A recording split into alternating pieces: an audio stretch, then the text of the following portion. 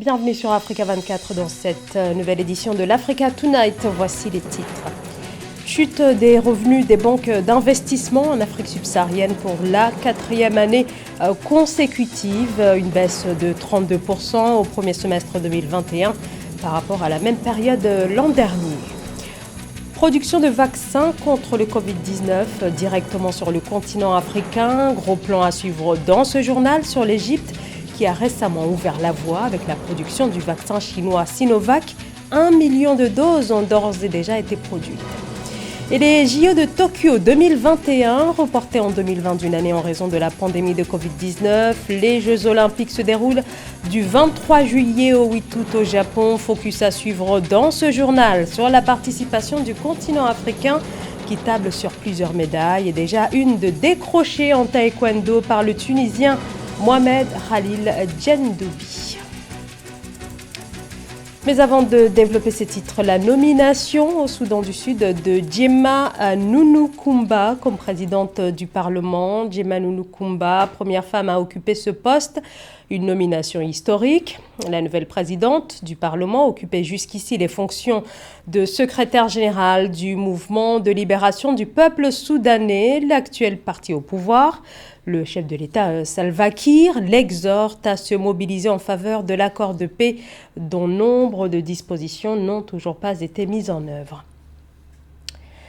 Arnaque aux faux sites administratifs. De plus en plus de cas sont régulièrement rapportés. Des réclamations de consommateurs visant de faux sites administratifs qui proposent d'effectuer certaines démarches et même le versement de certaines aides sociales. C'est notamment le cas au Gabon où le gouvernement met en garde en appelant à la vigilance des citoyens. Marie-Raphaël Antolo.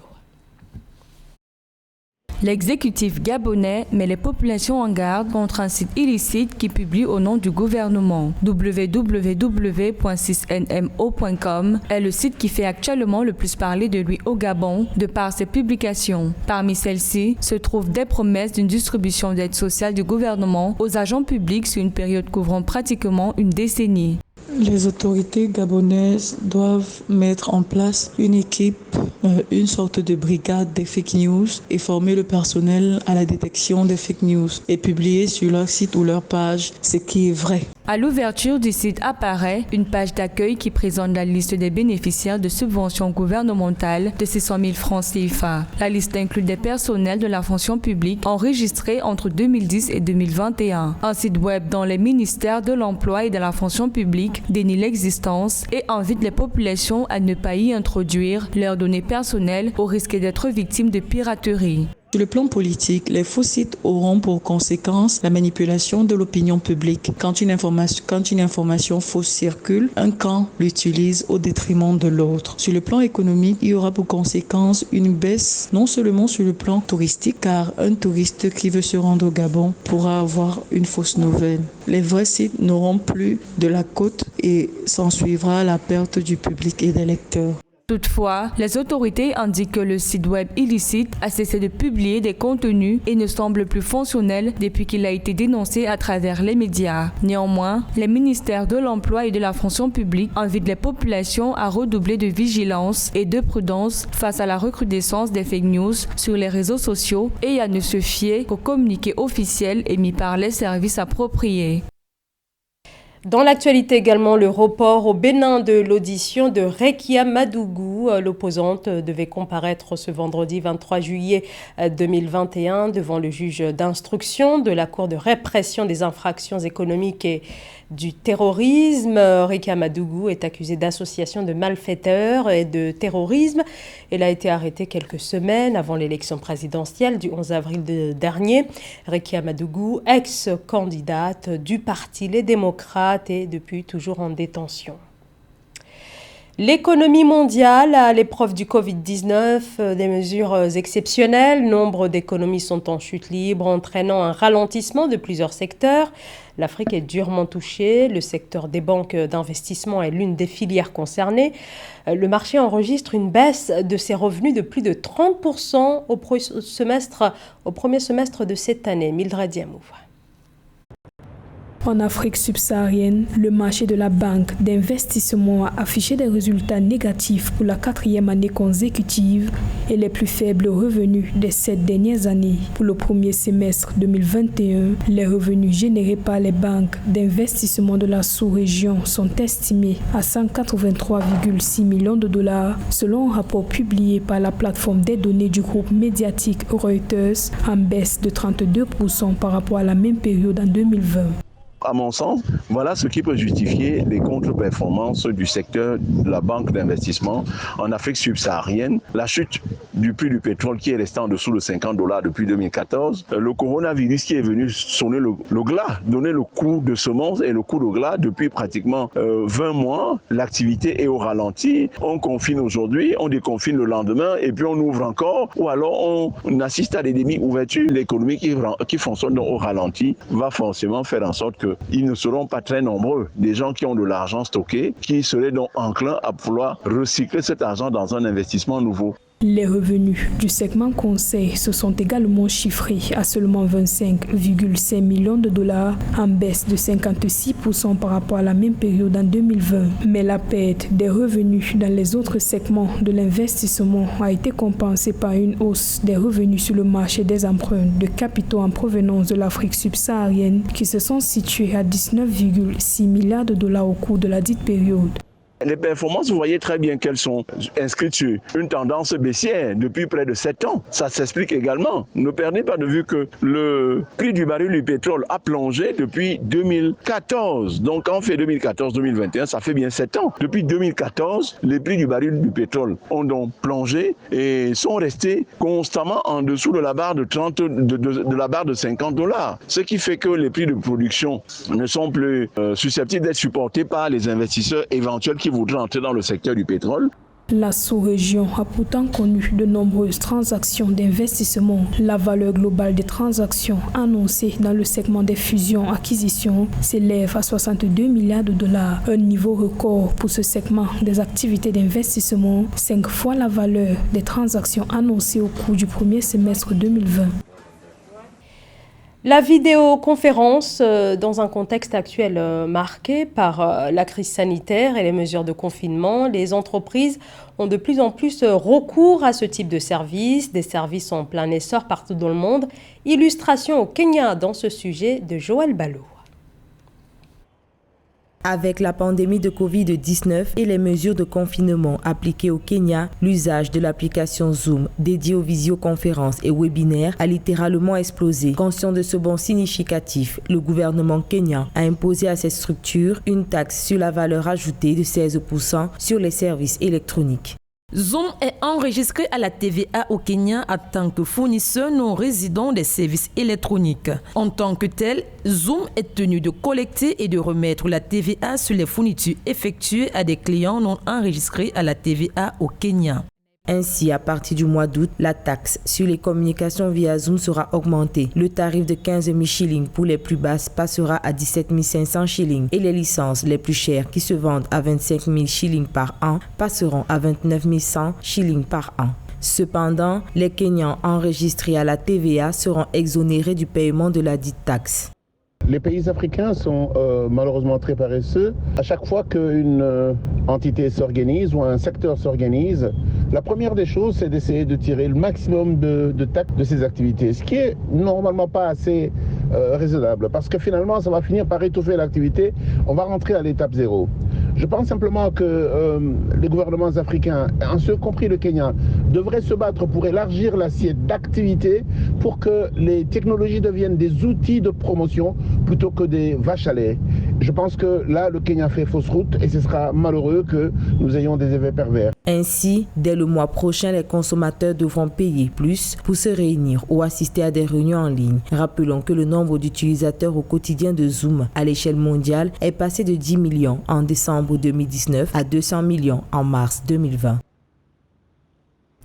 La production directement sur le continent africain de vaccins anti-Covid-19, une préoccupation majeure pour les États africains qui n'arrivent pas à se procurer les doses nécessaires pour protéger leur population de la pandémie. L'Égypte, qui s'est récemment lancée dans la production, annonce avoir produit 1 million de doses de vaccins Sinovac Objectif à terme, 40 millions de doses. Mildred Diamou. L'Afrique connaît des progrès importants réalisés dans la production locale des vaccins anti-Covid-19. L'Égypte a atteint une production record d'1 million de doses du vaccin chinois Sinovac. L'annonce intervient moins de 2 mois après le lancement de la production du vaccin chinois sur le territoire égyptien. Bien que le résultat obtenu soit en dessous des objectifs initialement fixés, cette production d'1 million de doses du vaccin chinois en Égypte est saluée comme une véritable avancée. Ce alors même que les vaccins Pfizer, Moderna et AstraZeneca peinent à se frayer un chemin sur le continent du fait d'une certaine concurrence avec les pays riches qui continuent d'en commander à coups de milliards de dollars. Alors que les pays africains subissent une pénurie de vaccins qui a ralenti leur campagne de vaccination, l'Égypte veut atteindre au cours des prochains mois une production de 40 millions de doses du vaccin Sinovac. Ces doses devraient accélérer sa campagne de vaccination et venir en aide à plusieurs d'autres pays afin de répondre aux besoins immédiats de la population locale. Avec ces doses de vaccins Sinova-Vaxera, l'Égypte vient de relever un défi technologique énorme. En atteignant cet objectif sanitaire, l'Égypte va permettre à ses populations et aux populations africaines de bénéficier des vaccins adaptés au conditionnement technique des exigences sanitaires. L'Afrique va pouvoir ainsi sortir de la dépendance sanitaire pour une sécurité sanitaire durable. Nous espérons que des pays qui ont des mêmes ambitions telles que le Sénégal, la Tunisie, l'Afrique du Sud suivront afin que les populations africaines sortent de la dépendance des intrants, des chaînes d'approvisionnement pour une continuité de lutte contre la pandémie. Cette avancée vient renforcer la coopération entre l'Afrique et la Chine dans la lutte contre la pandémie. Précisons que l'Égypte avait conclu un accord avec la Russie pour la production locale du vaccin Sputnik V et 40 millions de doses par an devraient être produites dans le cadre de ce partenariat. Des milliers de personnes sur les routes de l'exil. Plus de 17 500 personnes ont dû fuir le Burkina Faso depuis le début de l'année en raison de la recrudescence des attaques. Bilan du Haut-Commissariat des Nations Unies pour les réfugiés qui tire la sonnette d'alarme face à la gravité de la situation. Le nombre total de réfugiés burkinabés a quasiment doublé en à peine 6 mois. La plupart des déplacés trouvent refuge dans les pays voisins, au Mali ou encore au Niger, où la situation sécuritaire n'est guère meilleure. Après un an d'attente, la 32e Olympiade se déroule ce 23 juillet, a démarré ce 23 juillet à Tokyo. Plus de 11 000 athlètes pour 1 millier de médailles à décrocher au Japon. José Douglas s'est penché sur la participation de l'Afrique qualifiée dans plusieurs disciplines. Et d'abord, la cérémonie d'ouverture, ce vendredi 23 juillet, et la présentation de tous les pays qui vont y participer. Les choses sérieuses ont bien démarré avec le football et les 4 équipes qui nous représentent. D'abord, chez les filles, la Zambie a été battue par les Pays-Bas 10-3 et jouera ce samedi contre la Chine. Chez les hommes, Japon-Afrique du Sud 1-0 et l'Afrique du Sud jouera ce dimanche 25 juillet contre la France.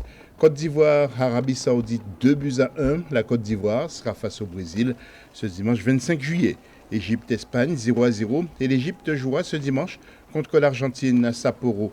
Des Jeux qui vont se dérouler sans public et les athlètes seront-ils aussi motivés? Très difficile pour les athlètes de pouvoir se concentrer sur leur épreuve et surtout la partie entraînement. Et ce qui faisait aussi de ces Jeux olympiques, c'est la convivialité. Tout le monde attend aussi l'athlétisme et les autres disciplines avec les étoiles africaines. D'abord le Kenyan Eliud Kipchoge en quête d'une nouvelle médaille d'or. Champion olympique en titre et recordman du monde du marathon, le coureur kenyan avait été sacré au JO de Rio en 2016 avant de faire tomber le record du monde du marathon à Berlin en 2 heures, 1 minute et 39 secondes, devenant ainsi le premier homme à passer la barre des 2 heures et 2 minutes sur les 42 km 195. Il reste le grand favori de l'épreuve. Son compatriote Kibirot Kandie devrait lui aussi briller sur le semi-marathon, course dans laquelle il détient le record du monde en 57 minutes et 32 secondes. Chez les femmes, c'est une autre athlète kenyane qui devrait animer les courses de fond cette saison. Brigitte Kosgei, détentrice du record du monde du marathon pour les femmes sur course mixte depuis le 13 octobre 2019, Avec un temps de 2h14 minutes et 4 secondes, elle fait figure de grande favorite. Les athlètes africains devraient faire l'actualité avec également le sprint. Bien sûr, la discipline phare et puis surtout sport olympique maîtresse qui est l'athlétisme, où là effectivement le 10 000, voire toutes les courses de demi-fond, et puis surtout nous allons avoir un 100 mètres royal où l'Afrique sera très très bien représentée sur le 100 mètres féminin, le 200 mètres féminin et le 100 mètres homme aussi également, sans compter le demi-fond entre le 800, le 1500, voire le 3000 steeple qui est l'épreuve règne des Africains sur ce sujet. Et pour terminer ce samedi 24 et dimanche 25 juillet, au programme basket 3x3, boxe, cyclisme sur route, escrime, handball, judo, natation, taekwondo, football, skateboard et tir, nos compatriotes figureront dans de nombreuses disciplines. Sachez que concernant les finales de taekwondo, le Tunisien Mohamed Khalil Djendoubi, 19 ans, a remporté la médaille d'argent face à l'Italien Vito Del Aquila. Mohamed Khalil Djendoubi, premier athlète africain médaillé de ces Jeux olympiques. Et c'est la fin de ce journal. Merci de nous avoir suivis. Dans un instant, une nouvelle édition de l'actualité sur Africa 24.